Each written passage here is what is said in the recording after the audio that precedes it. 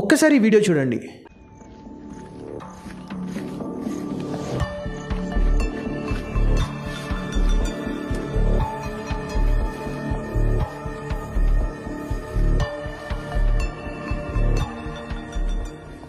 ఇప్పుడు మన సీఎం రేవంత్ రెడ్డి గారి వీడియో చూడండి.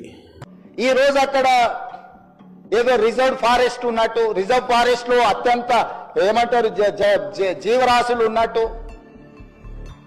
జింకలు పులులు సింహాలన్నీ ఆనే ఉన్నాయి అన్నట్టు.